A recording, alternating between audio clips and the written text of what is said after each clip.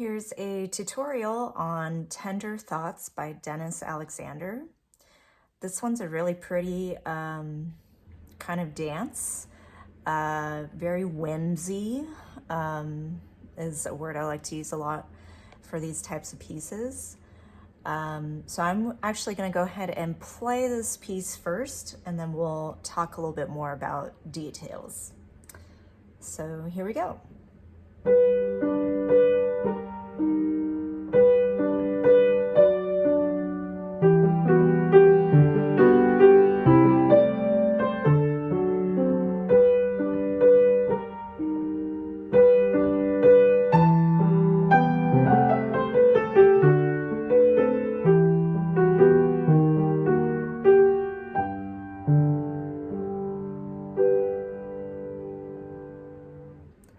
Super nice.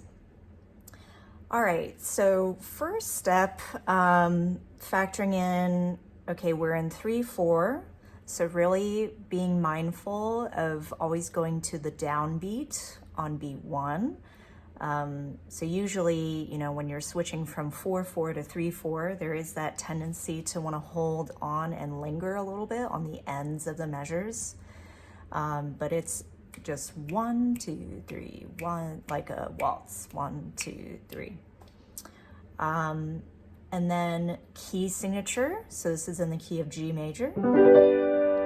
And that's solidified with the key signature F sharp in the beginning. And then also at the end of the piece, G major notes.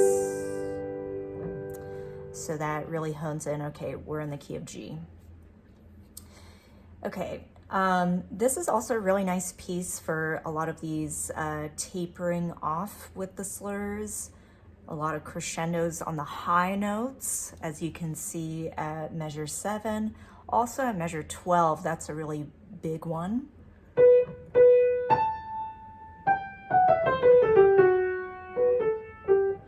And the one thing to note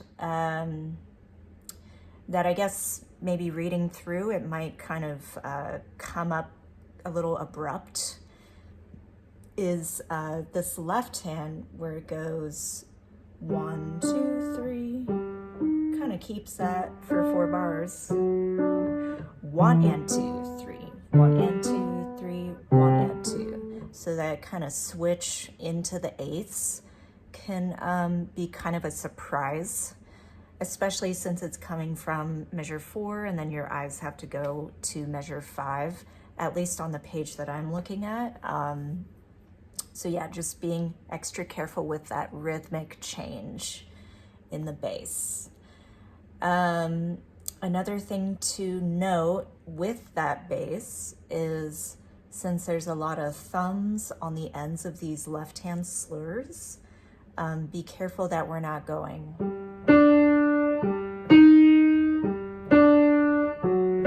emphasizing that thumb in particular.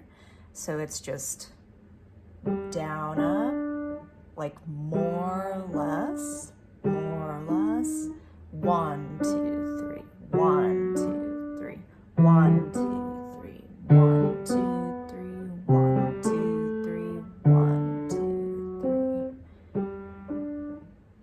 3. And if you can, it would be nice to do kind of a little lift in between. So this is eventually, when you're factoring in the both hands, keeping in mind the little lifts at the ends of these slurs. Off, off, off. So that would be a lot of good left hand practice, factoring that in as well. Okay, I'm gonna switch attention over to the middle part of the piece, so the last 2 lines. So at measure 11, 12, 13, so we have a little rolled chord, 5, 3, 1. So that pinky, is going to extend to the C for that rolled chord. 5, 5, 2, 1. after you play these notes, you're just going to hold through the whole bar for the full dotted half note. Another thing I wanted to note is at the very end of the piece, an alternative would be, if you don't want to do, you could do that with the right hand, just keeping that in mind if that feels better for you. But make sure that you're holding that top G as well. So either way works for that. Okay, let's focus in on the right hand. So kind of focusing on a slur by slur approach. So 2 on that B flat. So there's actually a few accidentals in this piece. Aside from the F sharp within the key, we have B flat. And then in the bass, we actually have that E flat, which is not part of the key. So B flat, E flat, not part of G major. And then that outlining of E flat major at 16. So the first slur, less, more, reach for that high note, and tapering off. Here's our crescendo into forte.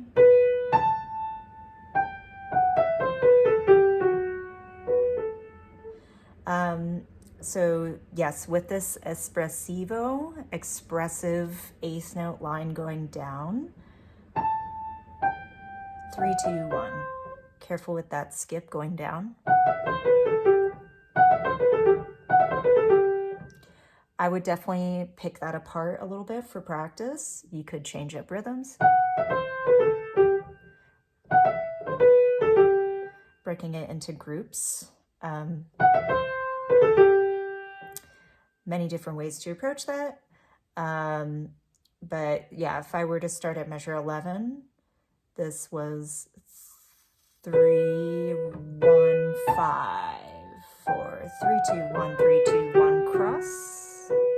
1, 2, and 3, 1, 2, and 3, 1, 2, 3, 1, 2, 3, 4, 5, 6. And there's a little bit of a polka rit, getting a little bit sore on the end. Awesome. All right, so definitely practicing slur by slur with the right hand. Of course, always trying to factor in the dynamics. I know that's easier said than done, but try your best. And then the other thing I was mentioning in terms of trying it with the left hand, with the little lift at the ends of the slurs, you can also consider that for the right hand. 3, 2, 3, 3, 5, off. Super connected to the A, 2, 3. 3, 3, 5.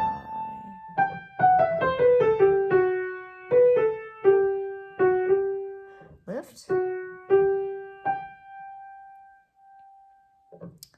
So that would be another great thing to work on. I like to make little notations, like a little apostrophe between each slur. So like end of this measure 2, apostrophe for the lift. Lift. 1, 2, off.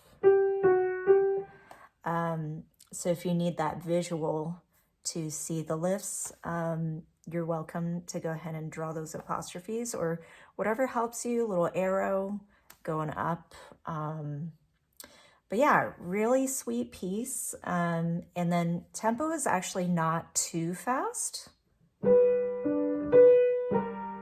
Now 92 to 100, so don't feel like you need to rush through this really beautiful melody.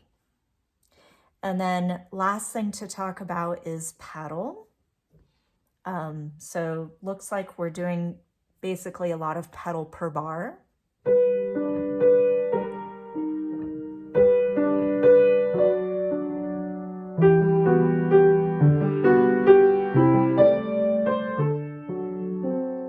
So pedal, always the last step.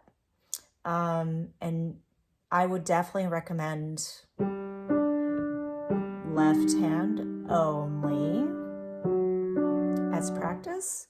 And then you could try the right hand with pedal. Pedal, pedal, pedal, pedal. So notice at measure 5 and 6, there's that tie between the bar, but you're still re-pedaling on the downbeat of measure 6. So measure 5, pedal, hold, pedal, pedal, pedal, and really being mindful of that clear pedal up down so that we're not blending those sonorities, right? Not very pretty there. So yes, actually, yeah, just hands separate with the pedaling. And then once you're really comfortable with the lifting, the accidentals, the crescendo diminuendos, then you can try working in the coordination of the right foot with the pedal.